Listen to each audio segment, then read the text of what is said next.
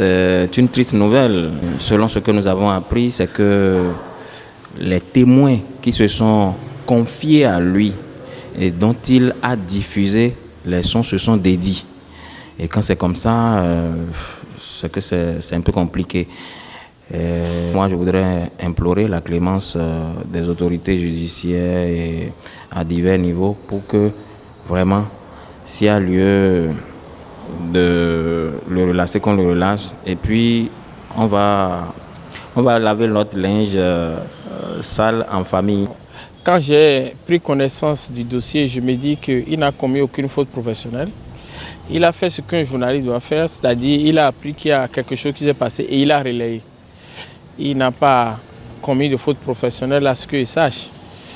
Et malheureusement, ceux qui ont décidé de le mettre en détention ont leurs motivations qui ne sont pas, que je ne maîtrise pas forcément. Ce que moi je vais dire, c'est d'exiger en tant que journaliste un peu plus de protection de la part des autorités pour le travail déjà difficile que nous faisons et un peu plus de respect de la loi. Parce qu'aujourd'hui au Bénin, aucune loi n'autorise la mise en détention provisoire d'un journaliste. Au regard de ça, moi je voudrais exiger sa remise en liberté.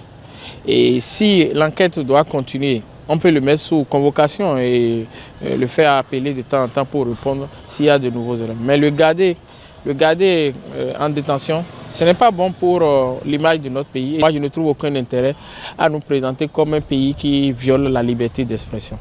À l'audition, si je dois me référer au point fait par le collège d'avocats, eh bien, il lui a été demandé de prouver ce qu'il a diffusé, c'est-à-dire les exécutions sommatives de la police républicaine au lieu en référence. Le journaliste s'est appuyé sur les déclarations des témoins parce qu'il a fait parler des témoins dans son élément et on a dit que ce n'est pas suffisant et que ces témoins se seraient dédits. Alors où sommes-nous? Où sommes-nous? Moi je ne comprends pas. Arrêtons d'exercer alors. Fermons la presse. Si la police républicaine estime que c'est une fausse information, la police apporte par les services compétents, notamment la direction de la communication de la police républicaine ou sa cellule de communication, un démenti. Un démenti. Soit par un communiqué, soit par une conférence de presse, soit demande un droit de réponse à Virgile. Soit saisit l'ODEM, soit saisit la HAC, soit saisit le tribunal territorialement compétent. Mais pourquoi est-ce qu'il faut garder un journaliste pour allumer les projecteurs sur notre pays, à savoir que la liberté de la presse est en danger au Bénin? Pourquoi doit-on faire une mauvaise publicité au Bénin? Le chef de l'État n'est pas demandeur de ça.